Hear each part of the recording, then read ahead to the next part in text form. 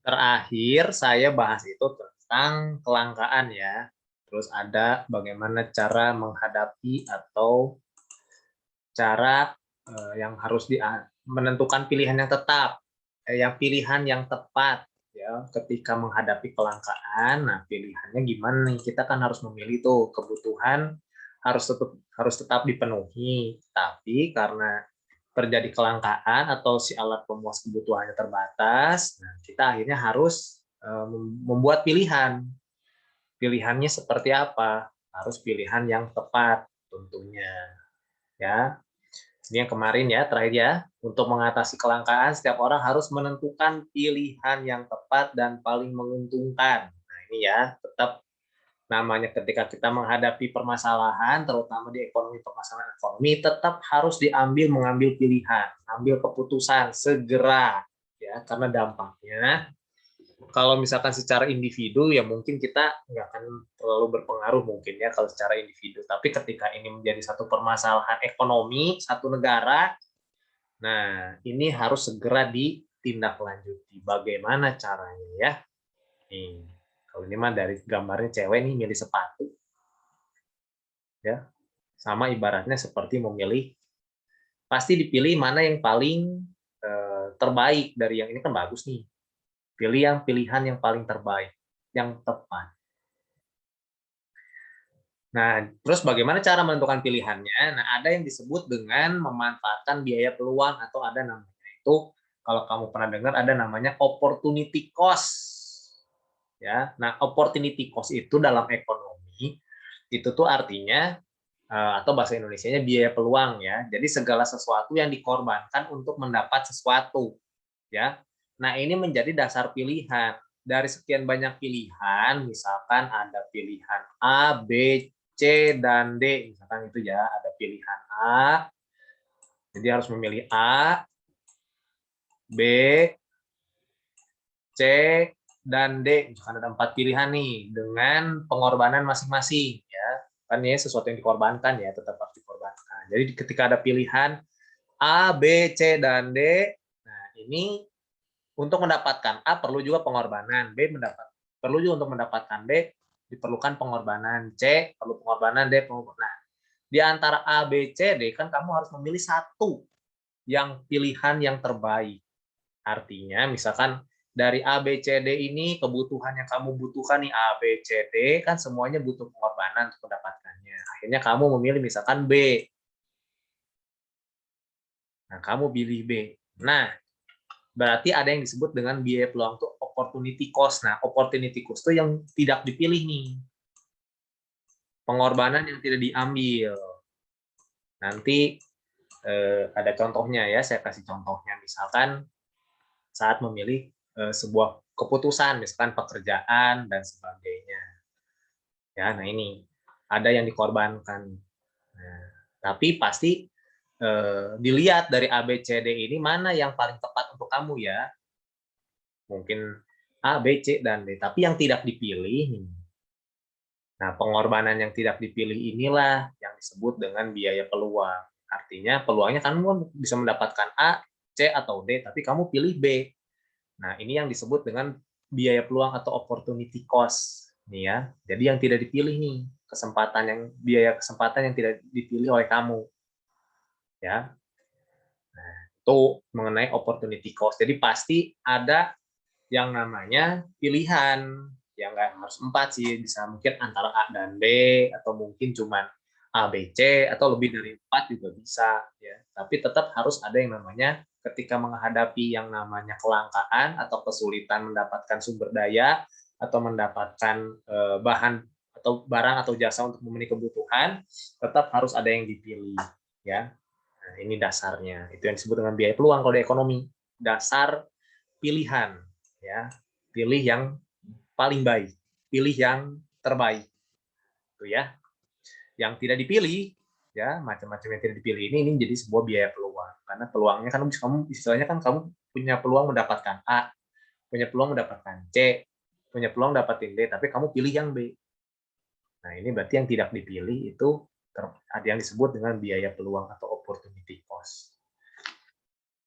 Itu sedikit tentang opportunity cost. Nih. Lalu, nah ada juga saat menghadapi yang namanya kelangkaan atau kesulitan dalam memenuhi kebutuhan akan barang dan jasa, nah, ada yang namanya skala prioritas, nih, yang pernah dibahas juga ya, nah, mengenai prioritas kebutuhan. Yang pasti ini prioritas pertama nih yang harus dipenuhi dulu nih.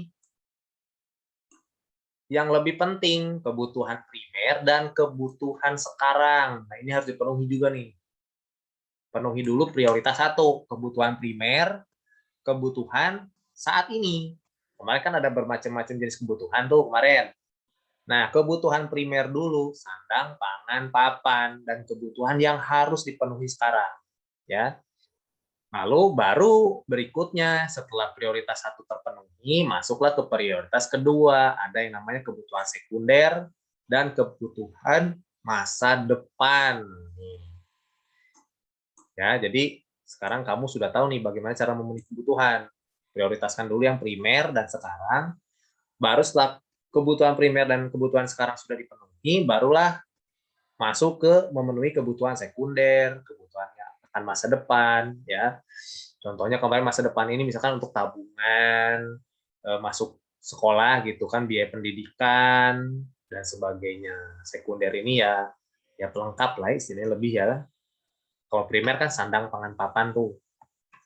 Baru setelah itu penuhilah kebutuhan tersier nih, kebutuhan kalau kemarin apa mewah ya, kebutuhan yang mewah, mahal, kebutuhan mahal gitu yang nggak semua orang juga bisa kan. Nah ini cara membuat skala prioritas sama nih ya. Jadi jangan dibalik ya, jangan dibalik-balik kamu penuhi dulu prioritas 3 baru ini terakhir, jangan. Tapi ini memang secara ekonomi sudah diajarkan. Ketika memenuhi kebutuhan harus dari yang namanya kebutuhan primer dulu, sekunder dan tersier. Jangan dibolak-balik. Ya. Kacau nanti kalau dibolak-balik ya. Karena mau nggak mau kita harus belajar punya yang namanya skala prioritas. Tambahan mengenai apa itu skala prioritas nih ya. Jadi kita tahu bahwa alat pemuas kebutuhan itu bersifat terbatas ya, tadi barang dan jasanya itu terbatas, tapi kebutuhan manusia itu tidak terbatas, tambah lagi jumlah manusianya banyak ya, jadi sulit akan mengalami yang namanya tadi kelangkaan. Nah, kebutuhan akan sandang, pangan, papan untuk kebutuhan primer itu harus didahulukan ya. Artinya yang namanya skala prioritas mengutamakan kebutuhan yang penting dalam kehidupan sehari-hari dan dibutuhkan sekarang saat ini ya, yang tidak bisa ditunda. Nah, itu yang disebut dengan skala prioritas. Contohnya gimana? Ini ada contohnya nih. Contohnya di sini Fitri punya uang 90.000 ya.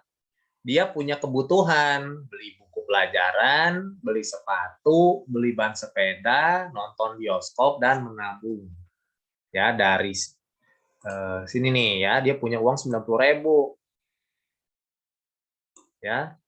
Kebutuhannya ada 5 nih, dia beli buku pelajaran, beli sepatu, beli ban sepeda, menonton bioskop dan menabung. Nah, tapi kan belum tentu dengan uang 90.000 ini bisa beli semuanya kan? Ya, pasti lebih enggak kan? Tapi sedangkan uang dia cuma 90.000. Nah, makanya dia perlu yang namanya si Fitri ini perlu namanya buat skala prioritas tadi. Mana lihat nih. Ya. Nah, buku pelajaran paling mendesak, iya dong, dia kan sekolah, butuh yang namanya buku pelajaran. Berarti, nah ini lihat dulu yang paling mendesak mana nih, yang paling penting nih. Dari 5 ini, buku pelajaran, sepatu, ban sepeda, menonton bioskop, atau menabung. Nah, buku ya berarti yang paling mendesak tuh, karena dia harus butuh untuk belajar. Ya. Terus selain itu juga, yang perlu dipenuhi apalagi nih selain buku pelajaran. Nah, untuk mempermudah menentukan pilihannya dapat disusun skala prioritas kebutuhan. Kebutuhan paling mendesak ya, dimulai pasti dari paling mendesak. Kemudian kebutuhan yang agak mendesak ya, mendesak, agak mendesak, kurang mendesak dan akhirnya sampai yang tidak mendesak. Ya, ini. Pokoknya dari 90.000 nih akhirnya si Fitri tadi beli buku 20.000 harganya kan, sepatu dia butuh nih dan menabung, sisanya menabung. Kenapa ban sepeda dan menonton bioskop tidak dipenuhi? Karena ini bukan kebutuhan yang tadi dari paling mendesak ya, ini bisa ditunda nih ya.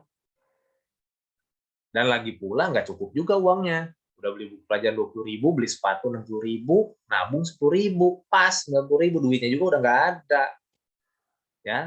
Jadi istilahnya ini mana yang paling diutamakan di saat sekarang nih, saat ini yang dibutuhkan. Ternyata dari contoh tadi, ternyata ya ini buku pelajaran paling utama, sepatu, karena nggak tahu ya, ini mungkin kejadiannya kan ceritanya waktu masih offline ya, datang ke sekolah kan harus pakai sepatu ya, harus punya sepatu kan, mungkin sepatunya udah jelek, ya harus beli buat sekolah, sisanya baru ditabung. Ya beli ban sepeda juga pasti nggak cukup, nonton bioskop juga 10.000 nggak cukup kan, jadi mending ditabung. Nah, apabila ada sisa uang lebih baik ditabung. Nah, makanya dengan ada skala prioritas, nanti kamu punya penghasilan, punya uang saat memenuhi kebutuhan, ingat ya, lebih baik ditabung. Tapi sebetulnya kalau misalkan nanti ini kan istilahnya si Fitri ini belum punya pekerjaan ya, dia mungkin dapat uang dari orang tua nih. Tapi kalau misalkan udah punya pekerjaan, ya udah bekerja, punya usaha, punya penghasilan sendiri, nah menabung ini yang utama dulu nih, sisihkan dulu. Jangan disisakan, ngambil dari sisa, mending disisihkan dulu, ya. Nah, nanti kita belajar. Ya, ini yang mempengaruhi skala prioritas. Kemarin juga udah saya bahas sedikit ya tentang tingkat pendapatan nih.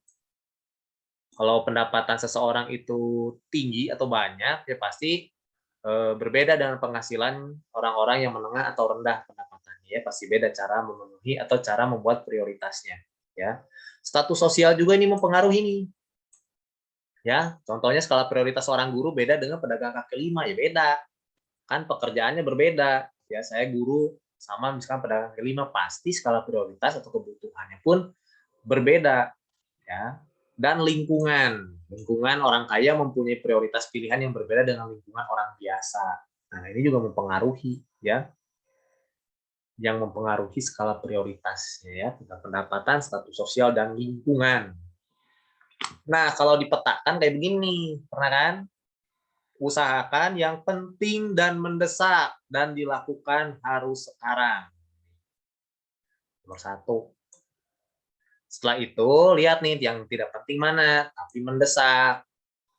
Tidak penting tapi mendesak, artinya rencanakan as soon as possible. Bisa direncanakan nanti untuk planning masa depan dan sebagainya.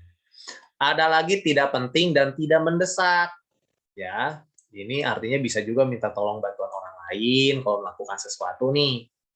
Ya, artinya nggak harus kita lakukan sekarang, nggak tidak penting tapi mendesak, tapi udahlah ya, bisa minta tolong orang lain. Atau tidak penting dan tidak mendesak, ini tunda atau tinggalkan ya. Ini jadi dari sini, dari peta ini bisa kita lihat nih ya, utamanya tetap nomor 1 dulu, ke nomor 2, ke nomor 3, baru ke nomor 4. Jangan dibalik ya, lakukan yang penting mendesak karena harus dilakukan sekarang. Ini penjelasannya ya, sangat penting, itu artinya pekerjaan yang membutuhkan fokus yang tinggi ini dalam pekerjaan ya, butuh fokus yang tinggi. Contoh misalkan belajar nih, nanti kuis misalkan. Nah, itu kan sangat penting tuh. Kamu harus fokus untuk belajar karena misalkan besok kuis. Nah, ini penting nih. Ya, besok ada kuis. Berarti ini penting nih, kamu harus belajar dulu nih. Ya, harus punya fokus yang tinggi, belajar dulu sebelum melakukan hal-hal yang lain. Penting nih, pekerjaan penting yang mudah dikerjakan dan hasilnya besar. Apalagi kalau misalkan di sekolah nih, pekerjaan yang penting yang mudah dikerjakan dan hasilnya besar. Misalkan kamu ada PR, ada PR nih biasanya nih, PR, kerjakan dulu. Karena itu penting. Ya, hasilnya besar. Ya, beda kamu ngumpulin on time, ngumpulin terlambat, sama ngumpulin di akhir-akhir pasti beda nilainya. Ya, kalau kamu bisa dapat nilai 100, kenapa harus 75 gitu kan? Kalau misalkan kita belajar kan di sekolah. Kalau kamu bisa dapetin nilai 100, kenapa harus dapat 75? Ya. Nih contohnya PR di sekolah nih. Makanya ini penting. Ya. Mudah dikerjakan, ya. udah diatur oleh sekolah, gurunya juga nggak kasih nilai, nggak kasih tugas banyak-banyak, mudah dikerjakan. Ada yang cuma googling aja selesai, copy paste aja selesai. Nah, ini sebetulnya mudah dikerjakan dan hasilnya besar. Pekerjaan dengan upaya tinggi jika dikerjakan sendiri. Nah, ini kalau di sekolah nih project-project nih, bikin video lah, bikin poster, ya. Terus juga mungkin bikin itu tuh mau tugas apa presentasi. Nah, ini tuh termasuk di skala prioritas sedang nih kalau anak sekolah nih, ya. Nih, upaya tinggi dengan upaya tinggi perlu nggak? Kamu perlu buat PowerPoint-nya desain yang bagus. Terus kamu harus nanti siapin materinya apa. Nah, ini perlu nih. Contohnya ya, presentasi nih, tugas presentasi. Kalau ini PR nih. Ya, kalau ini kuis atau ulangan harian, ini PR. Ini project lah, lebih ke project, ya.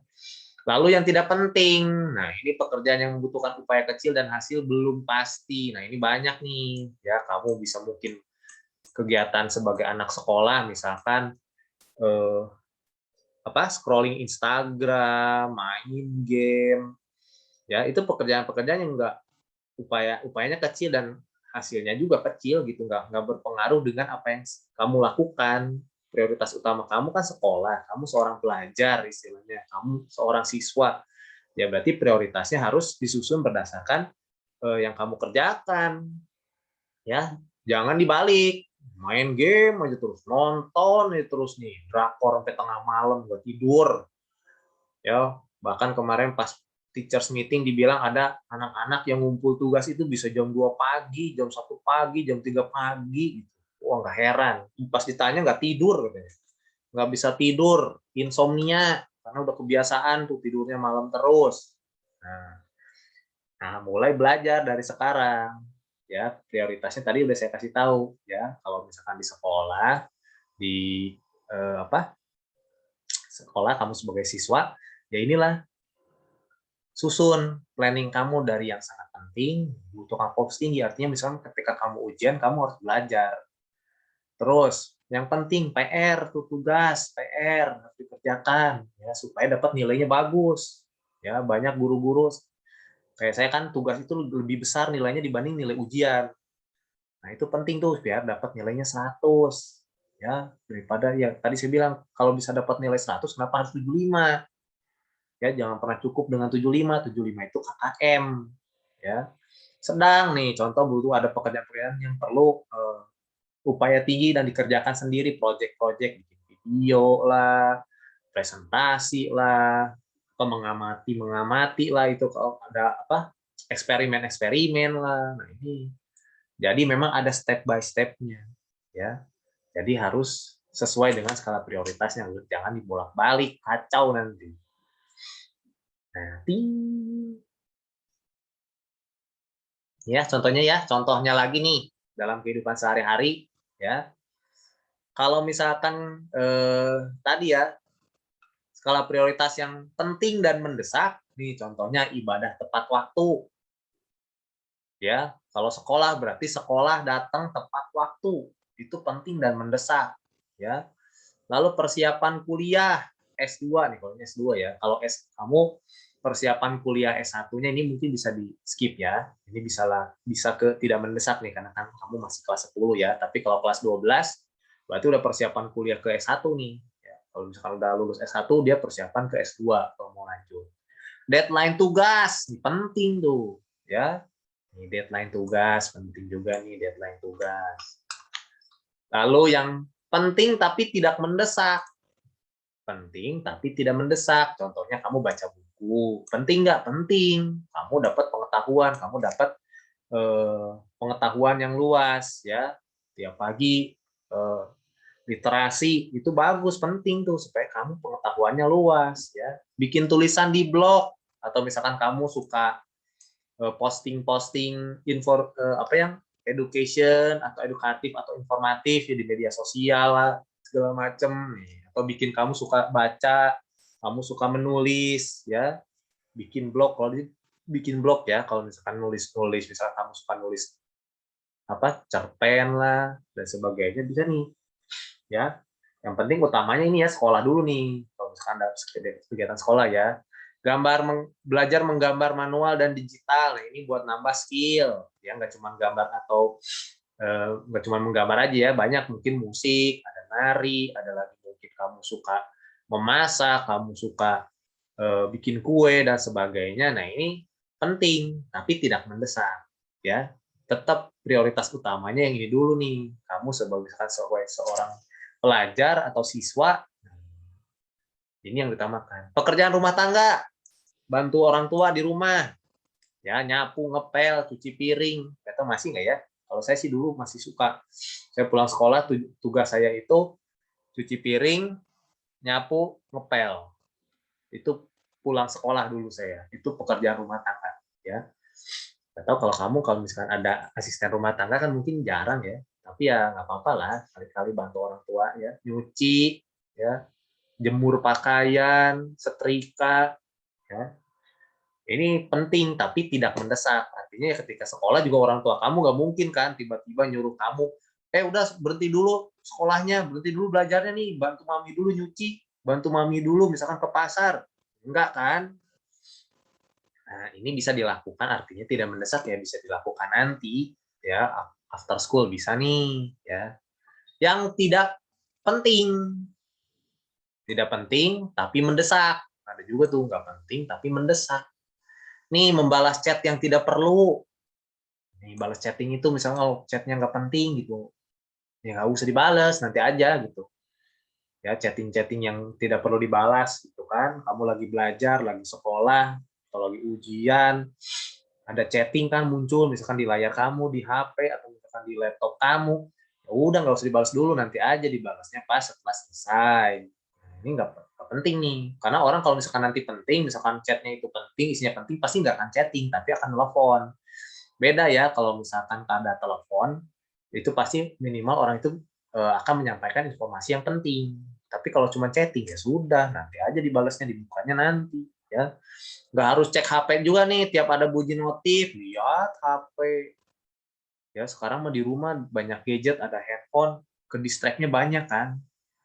Lagi belajar gini, lagi denger guru jelasin, ting gitu muncul kan suara WA, nah langsung gatal gitu matanya, pengen lihat. Nah, nggak perlu, itu juga nanti. Intinya kalau penting mah pasti orang juga akan telepon, nggak akan cuma chatting, ya. Lalu kuadran 4 yang tidak penting dan tidak mendesak. Main gadget terlalu lama, nih nggak penting dan tidak mendesak. Nggak usah, jangan terlalu lama, ya. Bahkan ada penelitian yang mengatakan, ya ini cek ya, sekalian juga sama kamu ya. Kalau misalkan kamu misalkan handphone atau gadget kamu lah ya, sekarang disita sama orang tua setiap jam 9 malam dan baru dibalikin ke kamu jam 7 pagi. Ya, jadi misalkan nih, mulai hari ini per hari ini tiba-tiba orang tua kamu bilang, pokoknya jam 9 handphone kamu, laptop kamu, gadget kamu disita supaya kamu istirahat, nggak main handphone terus, nggak main gadget terus. Besok dibalikin jam 7. Lihat reaksi kamu. Kalau reaksi kamu marah, atau reaksi kamu nggak terima dengan hal itu, berarti hati-hati. Kamu sudah mulai addicted dengan yang namanya gadget atau handphone. Atau misalkan bangun tidur yang dilihat handphone. Hati-hati. Berarti kamu sudah berlebihan dengan gadget. Ya. Nah, itu.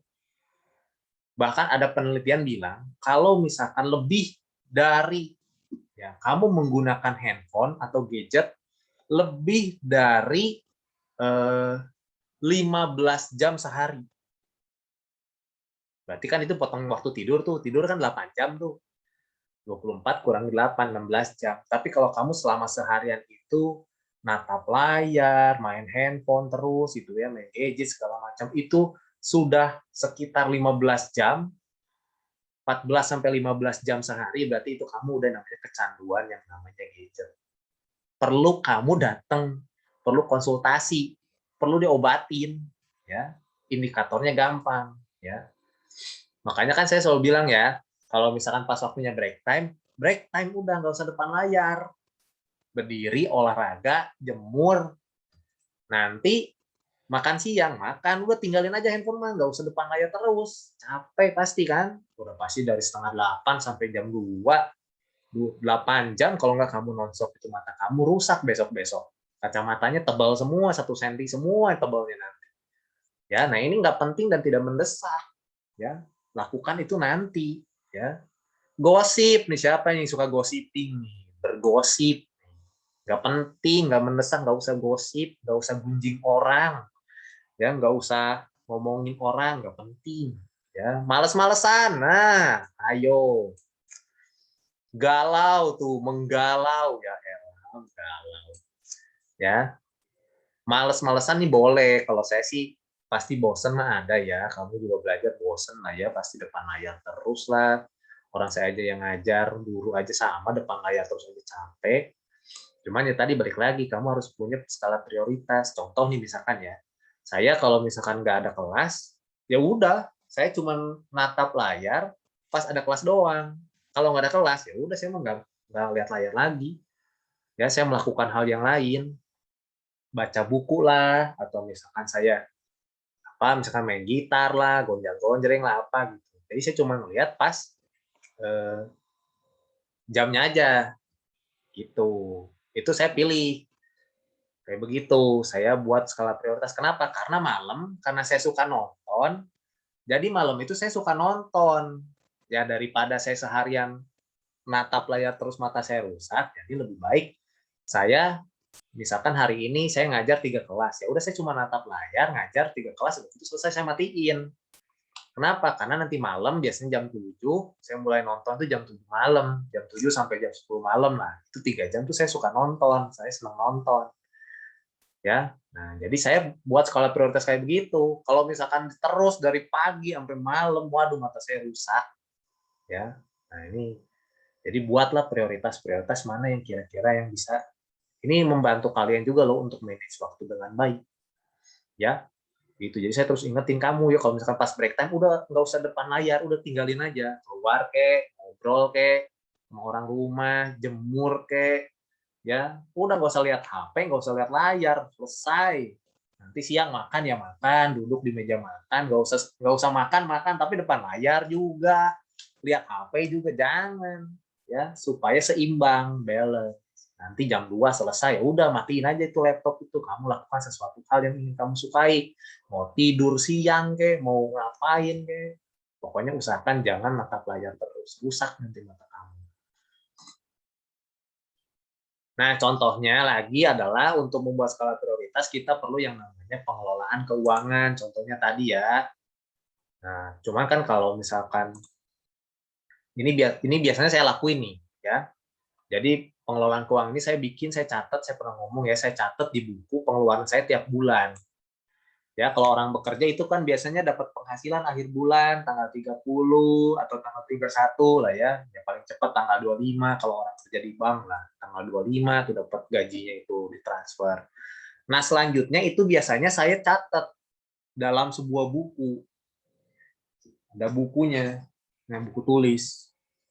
Di situ saya catat, misalkan penghasilan saya nih ya, penghasilan saya 1 bulan misalkan 5 juta. Kok gelap? Penghasilan saya 5 juta misalkan 1 bulan. Misalkan penghasilan saya 5 juta nih ya.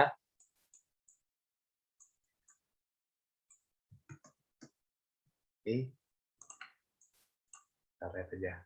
Penghasilan saya 5 juta nih 1 bulan. Nah, itu biasanya saya akan susun skala prioritas pakai buku tulis itu. Contoh misalkan saya itu karena kalau saya ini ya, kalau di Kristen itu ada namanya tuh persepuluhan. Jadi 10% penghasilan kita itu diberikan kepada Tuhan. Nah, jadi 10%-nya itu saya kasih persembahan istilahnya itu ke gereja tuh.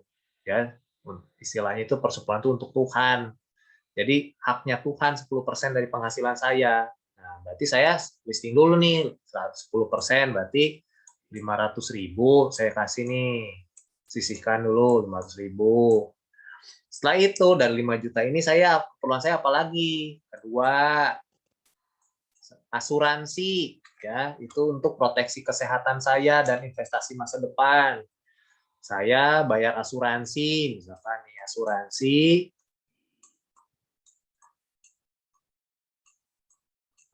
saya itu saya 1 juta, kan ya, nih 1 juta tuh saya sisihkan dulu tuh 10% untuk Tuhan, 1 juta untuk asuransi, terus apalagi bayar cicilan,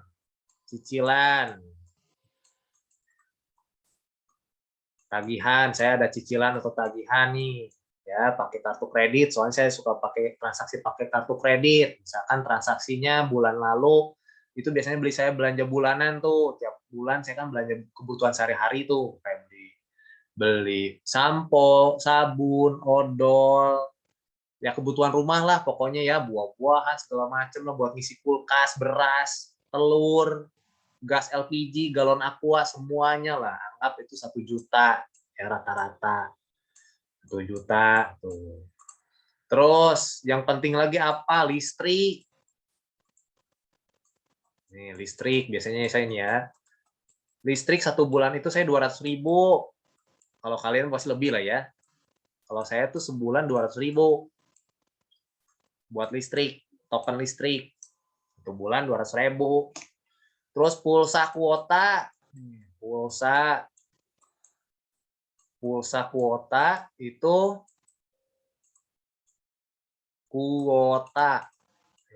dipukul rata, anggaplah lebih kurang 75.000 lah saya ini biasanya nih, 75.000 untuk pulsa dan kuota handphone ya. Tambah apalagi wifi, pakai wifi di rumah. Wifi itu 125.000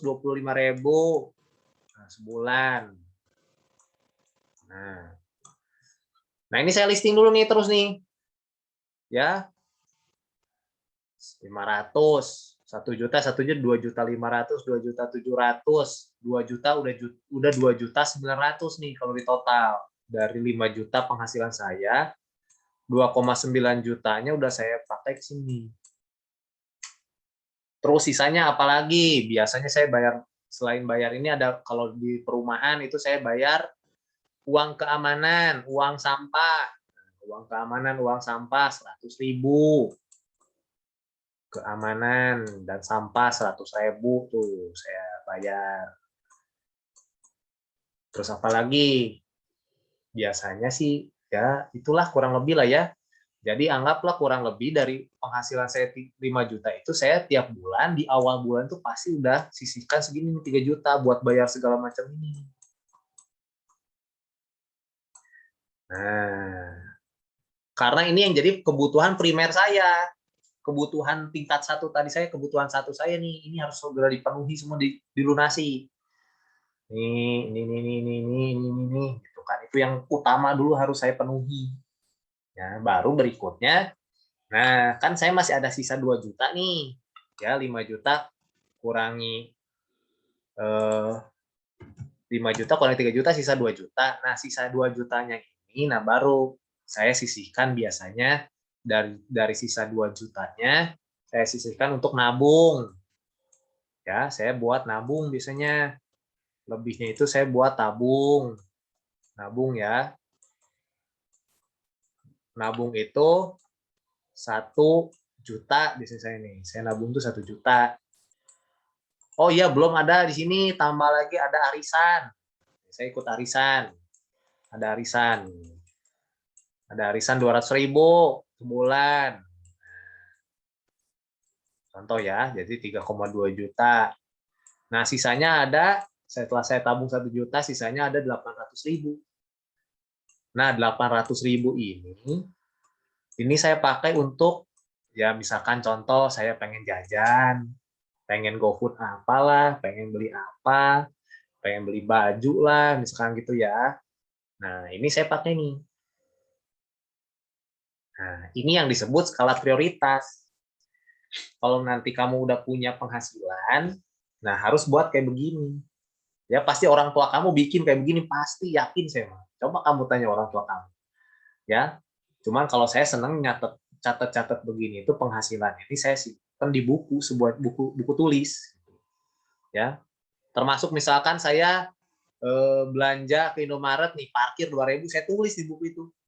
penghasilan saya pengeluaran saya hari itu misalkan 2.000, tapi saya tulis 2.000 parkir. Jadi saya tahu nih uang saya 5 juta yang saya dapatkan sulit nih selama 1 bulan, saya kerja 1 bulan contohnya, saya tahu dipakai untuk apa aja, ya. Nah, begini.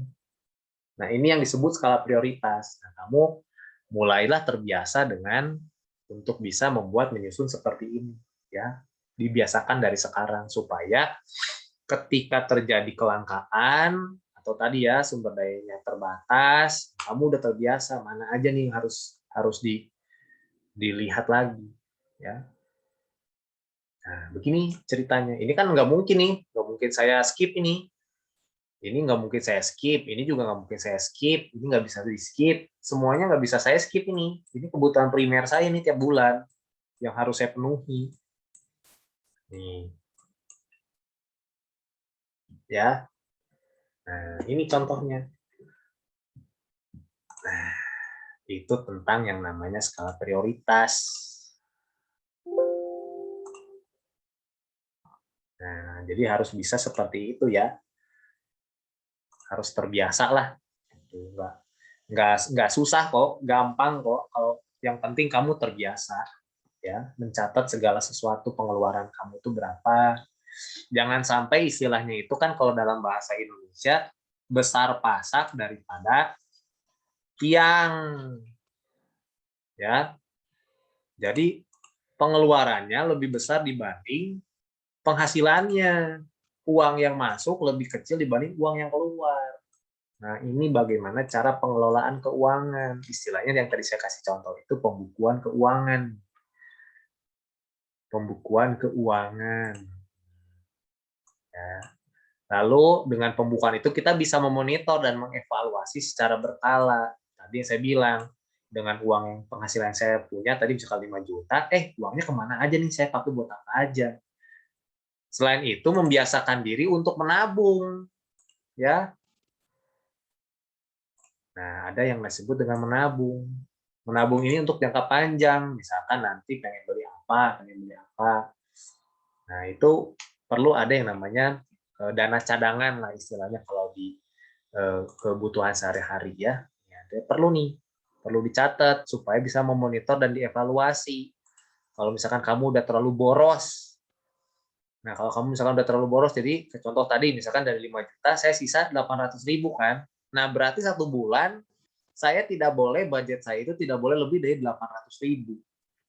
Ya tadi untuk jajan, misalkan untuk beli-beli, saya pengen beli apa gitu kan, itu berarti tidak boleh lebih dari 800.000. Kalau misalkan udah nyampe 700 nih, 750.000, sisa 50.000 berarti uang saya kan. Nah itu biasanya saya ngirit, udahlah nggak usah jajan lah, udahlah, gitu kan. Biasanya udah akhir-akhir bulan tuh kan, nggak pernah jajan lah, udahlah. Nah itu maksudnya seperti itu, ya supaya keuangan kalian tuh tersusun, teratur dengan rapi.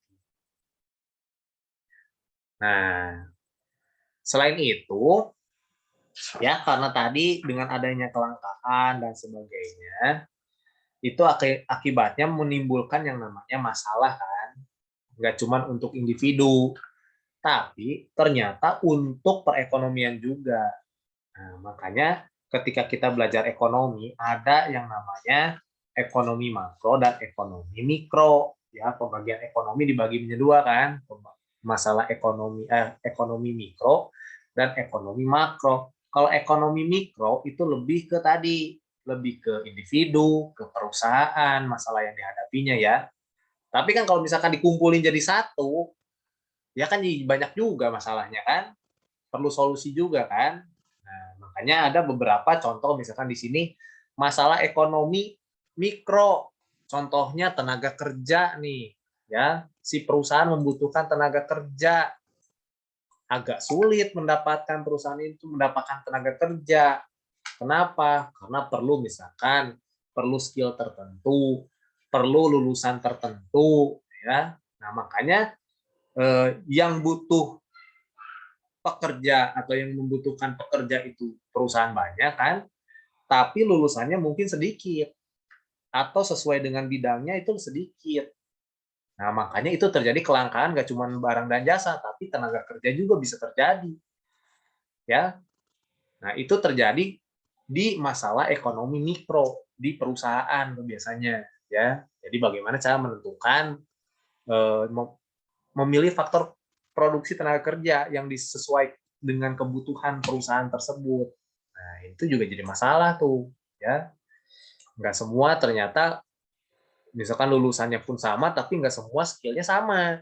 Nggak semua juga mungkin rajinnya sama, ya. Produktivitasnya nggak semua sama. Nah, ini jadi masalah, ya.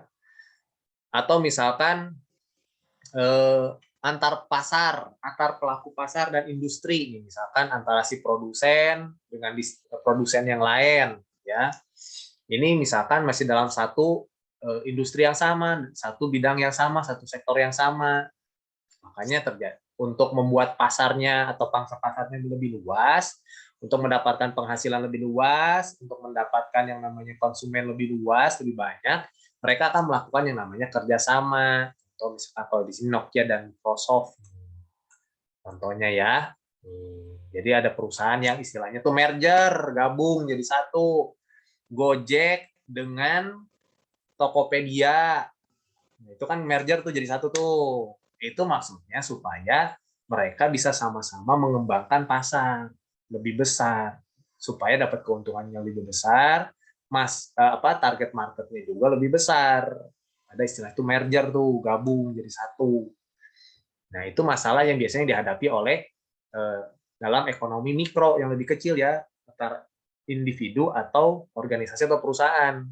Jadi kalau misalkan perusahaan mau lebih besar, dia harus misalkan dia tapi nggak punya modal besar, nggak dapat modal besar ya, dia harus kerjasama atau gabung dengan perusahaan lain yang sejenis, ya, yang setidaknya yang sama-sama dalam sektor yang sama, misalkan sektor telekomunikasi ya sama telekomunikasi, sektor pertanian dengan sektor pertanian, perusahaan itu gabung jadi satu, ya.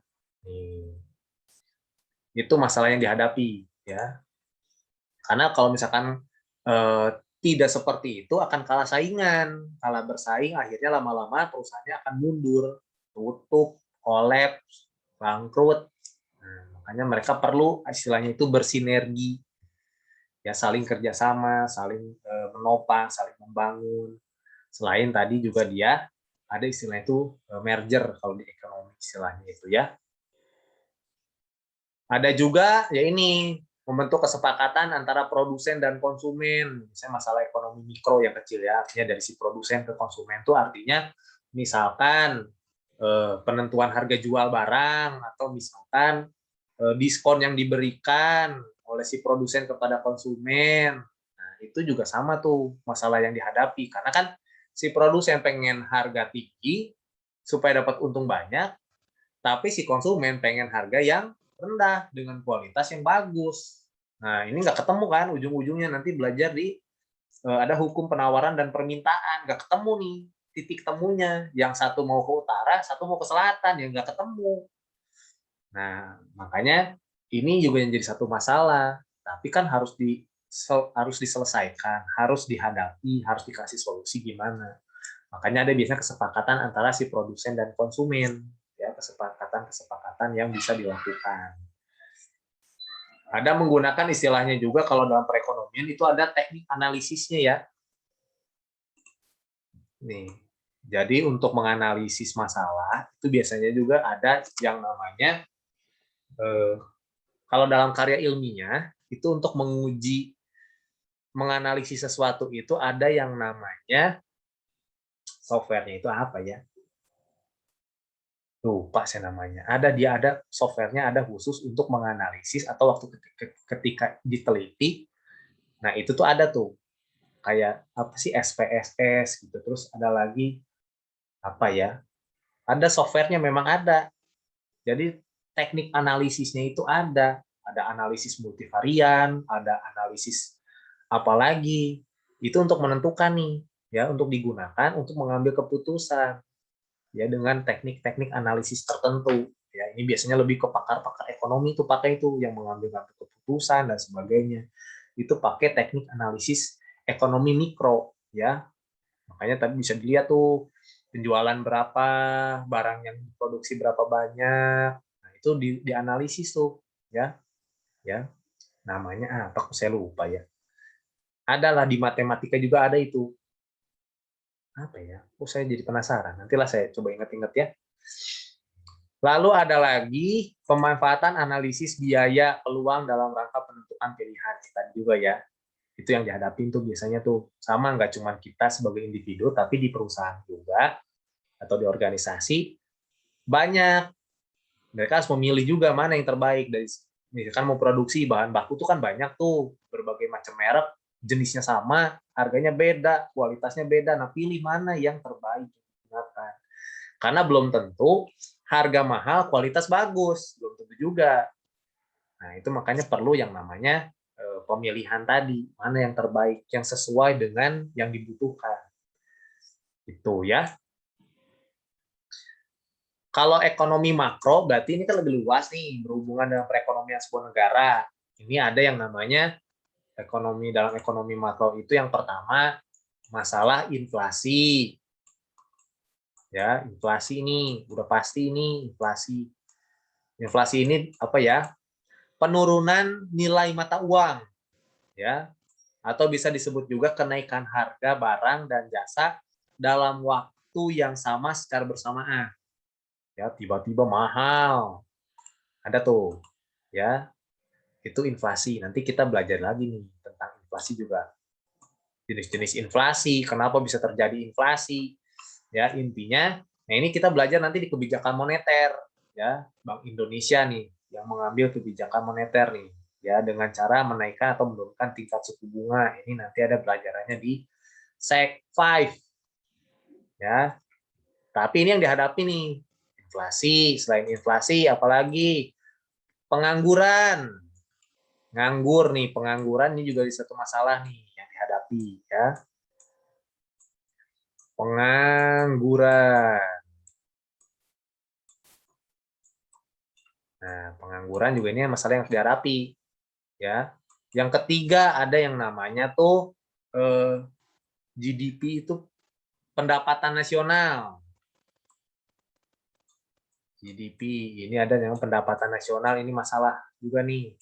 Jumlah barang dan jasa yang diproduksi selama 1 tahun itu dihitung, dilihat, ya, hasilnya positif atau negatif. Nah, ini berita bagus nih kemarin.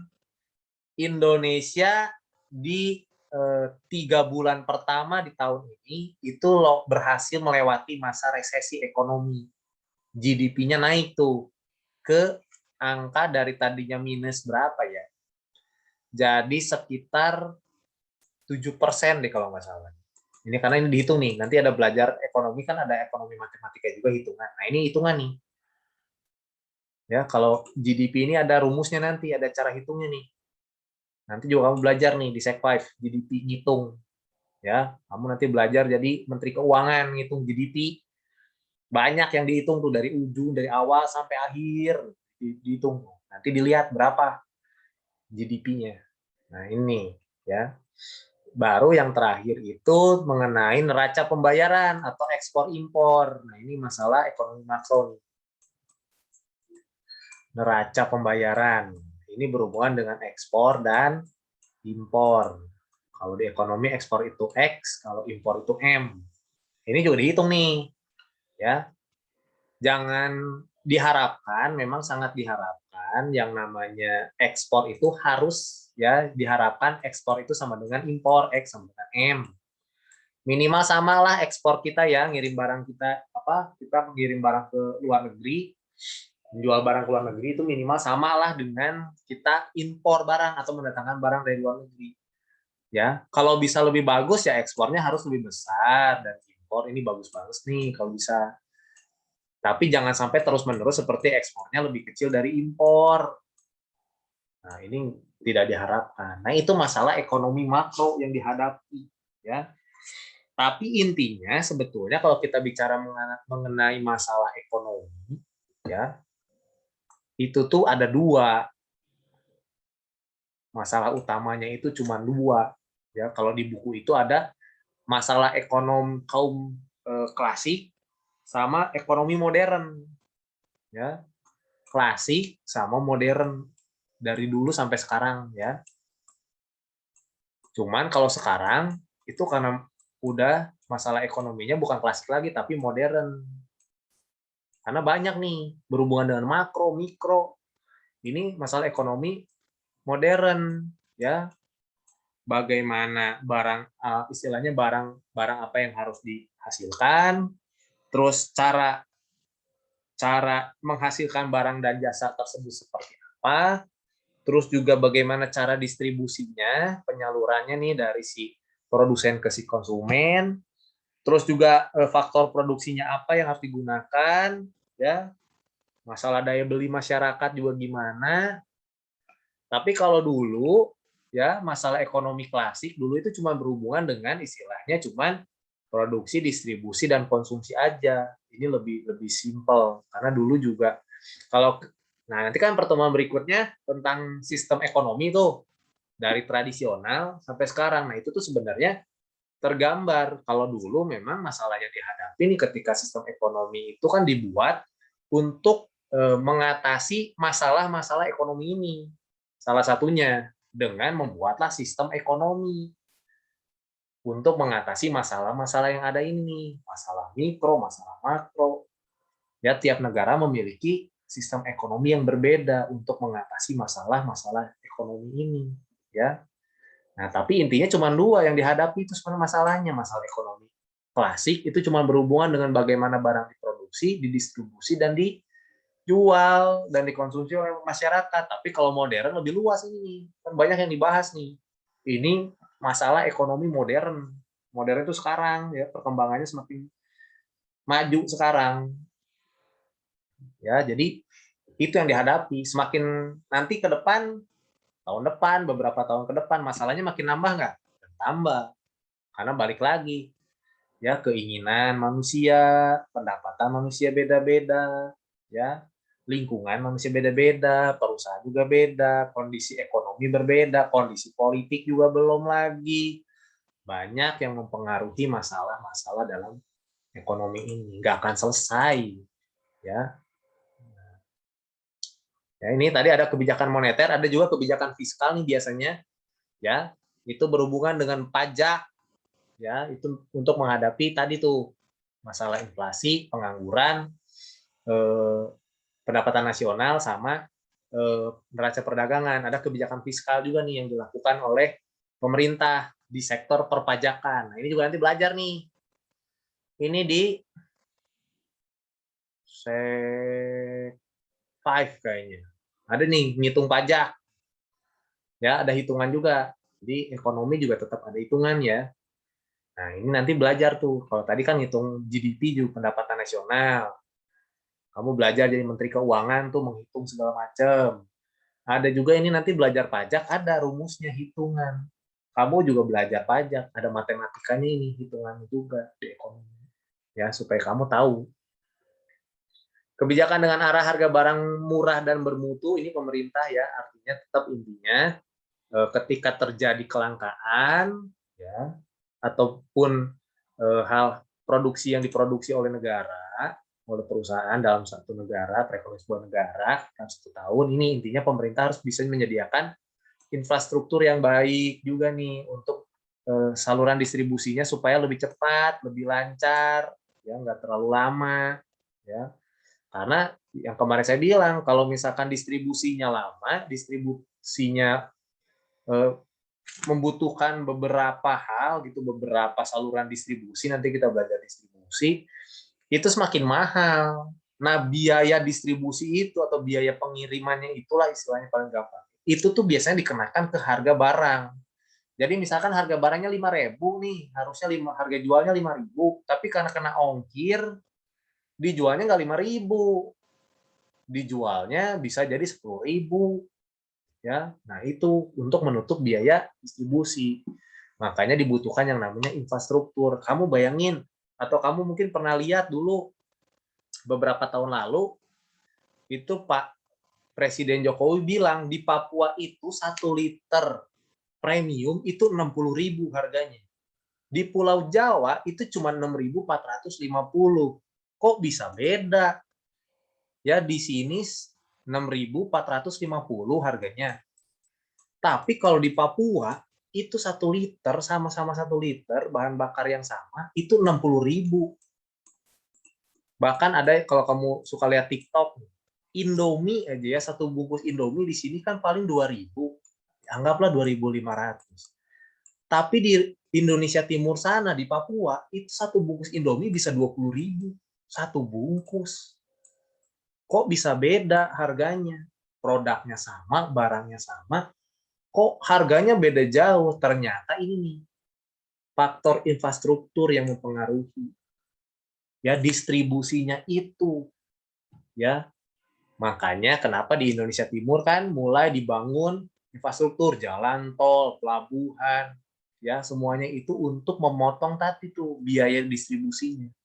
Sekarang di sini premium misalkan 6.450, di Papua sama. Indomie sekarang di sini 2.500, di Papua sama 2.500. Karena ada infrastrukturnya nih, jalan tol, semua fasilitas untuk distribusi barangnya ada, nggak susah. Nah ini ya, ini yang dilakukan oleh pemerintah, cara menghadapinya. Kalau di Indonesia kan itu berarti namanya keadilan sosial. Ya di sini 2.500, ya harusnya di sana juga 2.500 dong, nggak ada perbedaan. Gitu ya. Nah, baru ini berikutnya nih, pertemuan selanjutnya ke sistem ekonomi yang tadi saya bilang. Jadi sistem ekonomi itu salah satu cara untuk menghadapi atau menangani yang namanya permasalahan ekonomi, ya, gitu. Dan dibuat, namanya juga sistem, dibuat untuk mengatur hubungan ekonomi antar manusia, ya, atau bagaimana manusia ini berperilaku dan bertindak untuk memenuhi kebutuhannya. Nah, dibuatlah sebuah sistem ya supaya lebih rapi, lebih mudah, lebih cepat dan sebagainya. Itu. Nah, ada pertanyaan dulu nggak? Sampai sini ya, sudah hampir jam 12. Jadi pertemuan selanjutnya mulai presentasi ya. Tolong disiapkan dengan baik, PowerPoint-nya juga di-share, di-upload di Classroom. Supaya nanti saya bisa bantu juga kalau misalkan ada koneksi, susah share screen, nanti saya yang bantu share screen. Gitu ya. Ada pertanyaan nggak? Jelas ya? Nah, materi lengkapnya kamu bisa lihat di buku. Ada di buku tuh, di bab 2 ya. Penjelasan lebih detailnya kamu tinggal baca di buku ada. Ya, udah pada dapat buku semua kan? Nah, bisa dilihat di buku tuh di halaman berapa ya? Halaman 30. Halaman dari halaman 19 sampai halaman ke 38. Ada tuh, tinggal dibaca. Baca ya, jadi mesti harus banyak baca juga karena kan saya cuma jelasinnya garis besarnya aja tuh, inti-intinya saja, konsep-konsepnya aja untuk pengetahuan